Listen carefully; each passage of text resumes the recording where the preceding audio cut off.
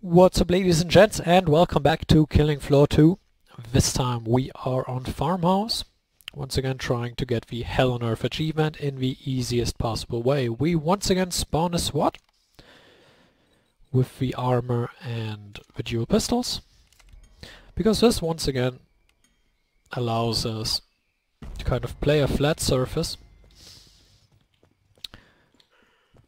go for headshots easily, and kind of get in a one sideline holding area.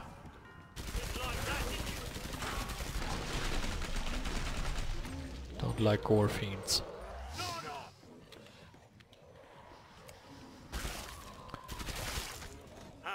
It hurt.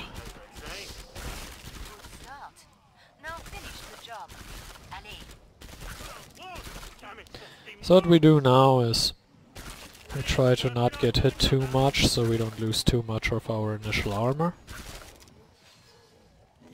And just kill everything. That's it.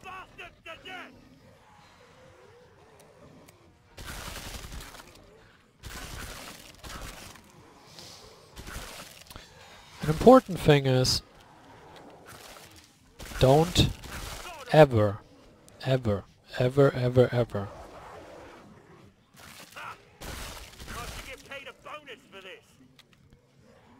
think that this is a kiting map. I'm not sure why people do think so. I mean, they often camp down there in front of the house by the car, get surrounded, have to kite, get split and die.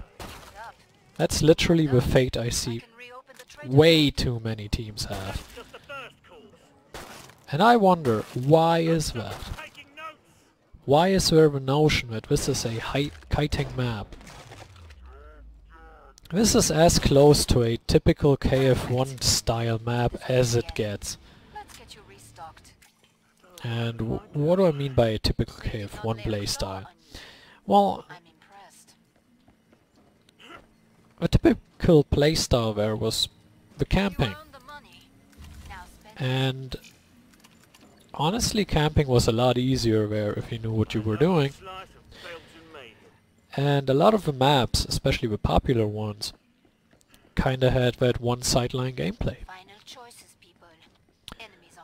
Where the team either, like in Containment Station, is split alongside two corridors, and you just sit there and watch what comes your way. And in KF2 I find a lot of the maps are a little more diverse, have a little more sightlines, have a little more spawning points that you need to worry about, and are more focused on allowing movement. Weirdly though, they then turn this into an issue by teleporting Zeds, aggressive spawns, and often creating unnecessary choke points where you just can't fit through when you have like a bloat sitting there taking up all the space.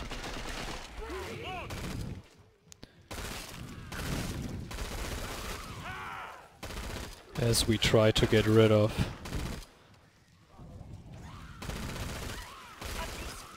all those crawlers. I'm not a big fan of crawlers, and the reason for that is they do often eat your armor. Same goes for the stalkers. You don't see them very well. They're relatively quick, they evade very quickly. Now they don't do a lot of damage, they're not a real danger, but they do slowly drain your armor in some cases. Because you sometimes only notice when once you have been hit, bam, armor's gone, and then you are way worse off when the actual danger starts coming out. And let's be honest, for all those saying KF1 was a lot harder, it was a lot easier to prevent trash from hitting you. It was actually a lot easier to prevent anything from hitting you.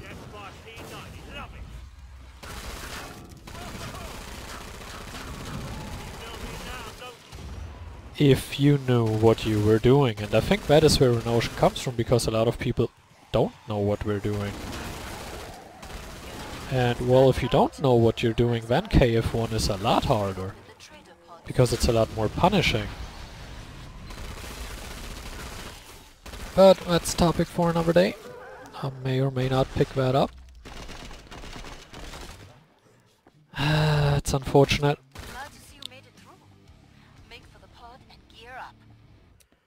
Do I answer? Do I not answer? Yeah, I will answer in a sec. Anyway, what we do now is we switch perk to probably the best solo holding perk in the game. Bam, AA12, and well, you win. You pick the AA12, you win. That is kind of a formula in the game. There's Zeds on the scope. Must close the pod very soon. La la la. Continue, continue, continue. And we weld this door as well. Why? Well, sometimes Zeds actually go that way and try to attack you from the left. And to secure the easiest way, you want everything to come this way. Zeds are getting closer.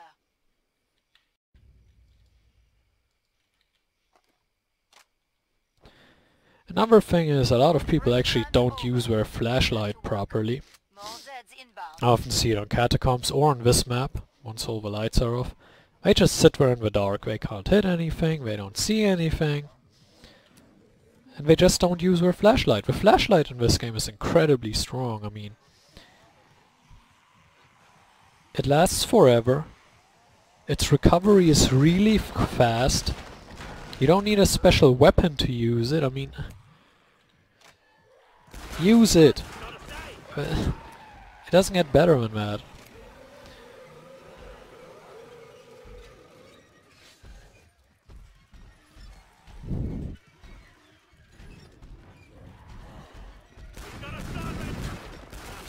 Sounds like a Scrake, and where is the Scrake?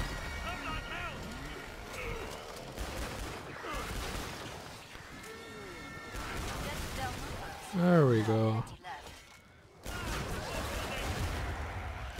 There we go.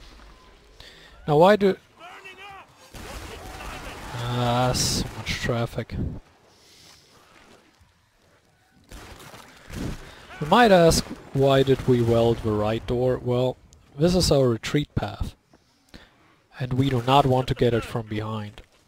If you do like getting it from behind, leave the door unwelded. But, you know, not my thing.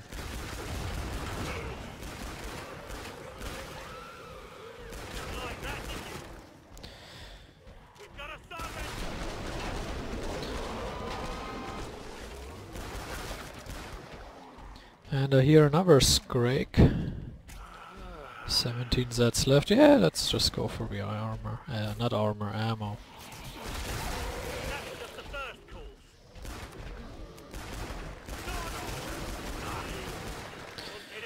I really shouldn't get hit, that's just sloppy gameplay, but you can afford to get hit. I mean, it's not like you die from one hit, right? It is just really sloppy gameplay. Now, one thing you do need to be aware of is the circle of your flashlight isn't the biggest, so be aware that crawlers can hide in the dark spots and creep up on you. I saw how you tore that Scrake up. I mean, they are black, the ground is black, everything is black. So there are situations where they can be hard to spot. Come on, you know it's classy. Now, why the double barrel? Well, it's great. Maybe we get to see why it's great, but it's great. Trust me, pick it up, use it if necessary. Repair this. It looks good. My AA-12 will kick him in the head. And now you can see this is how some people play it, which I was referring to earlier with the flashlight. You can't see much. You will have stuff walking up to you and you don't actually see it. You can't see a crawler like that. Use the flashlight. It's the single biggest tip I can give here. Another thing is, should you get overrun, which can happen, first of all we have a retreat path. However, you don't want to retreat right to the end and then get trapped. That's just not a good idea. Don't go right to the end, jump down the balcony before you reach the end. Trust me, you do not want to be stuck in the end there. Because once you are up against the wall, actually jumping down becomes a lot more difficult. And you will get stuck eventually. So be aware of that you can easily get stuck if you get too far down there.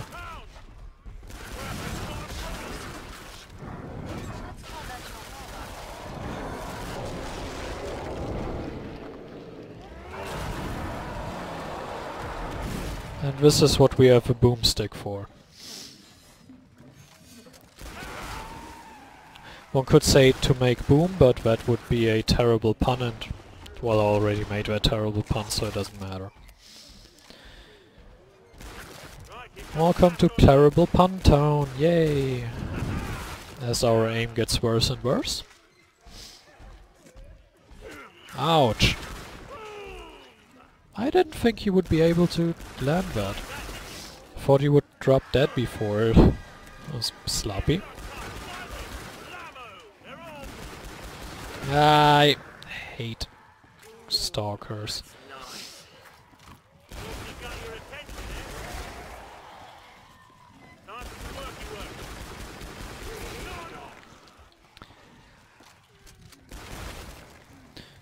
Sometimes you just have to say, well, fuck it, and spam this thing.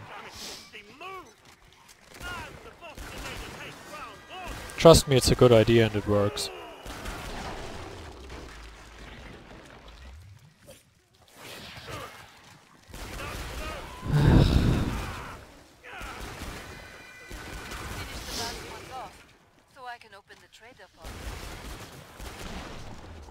So much trash. Jesus!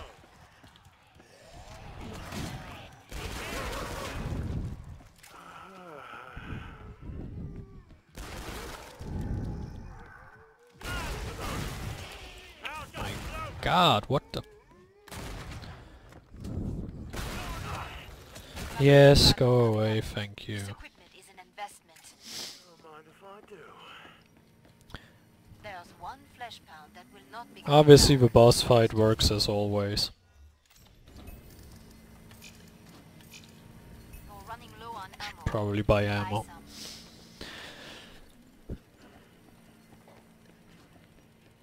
And now we'll show you a very easy kiting route on this map for the boss fight. More Zeds on the way.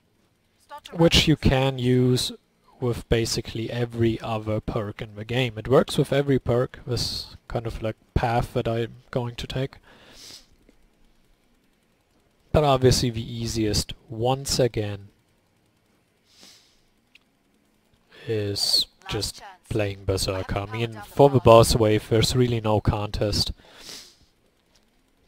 The only other perks that for solo play really make sense are Gunslinger and More Zeds Medic, inbound. just because you can't die.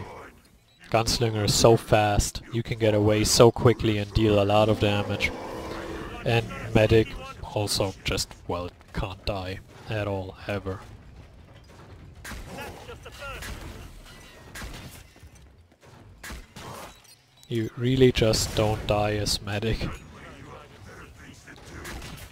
And again, you don't die as Berserker neither, and Berserker has the benefit of doing tremendous damage like that. Something close is sniffing around here. And that's just kind of the entire path that you're going to have to take. Kill that. Just walk into this little circle and You're always close to cover or a corner, so you never have too far of a sightline that the boss can pick on. It's pretty perfect actually. You always have like this little path here that you need to cover before you can turn the next corner and get away. Bye bye. And you can jump down here. You can turn this corner, turn this corner. It's really easy to do this. Literally the only thing you need to... Oh, he goes this way. First of all, you need to listen. He sometimes chooses to go the other way. And you kind of need to watch out for the trash that spawns along your way, but... You should be able to do this, right? Watch out a little bit. I mean, you got here, you obviously can do something. You're not completely stupid.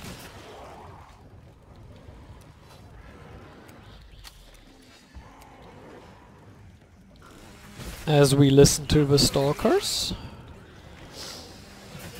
And just kill all the trash. Easy money.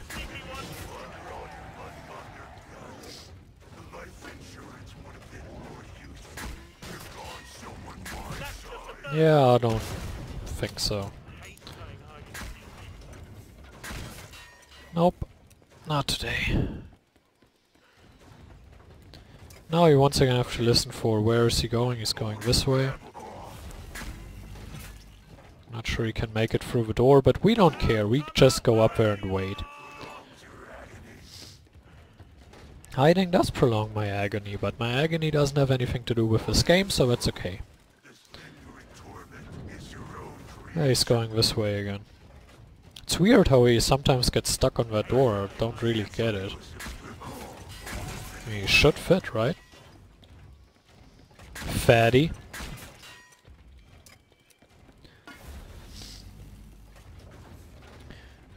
There's really only three things you need to worry about. A, the boss itself, obviously, is, despite how easy it is to circle him here. He can do good damage, and he can be dangerous, right? Ouch.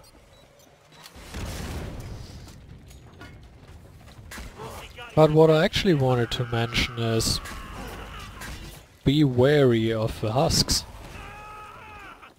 The husks can actually be pretty dangerous with her flamethrower. That's where the speed comes into play. He just cannot ready his weapons, whatever he's trying to use on you, for long enough to actually hit you. Like you can see here, we are just too quick. And that is why I said you need a perk like Medic, Gunslinger, whatever, that has a speed bonus. Now, you obviously don't necessarily need it, you can do it with other perks. It's just more difficult. In this way he can't do anything. Zzz, and dead. Alright, that wasn't too difficult, was it? I hope you can do this too. I hope it helps you unlock the achievement. I hope you can get the achievement. And until next time, farewell.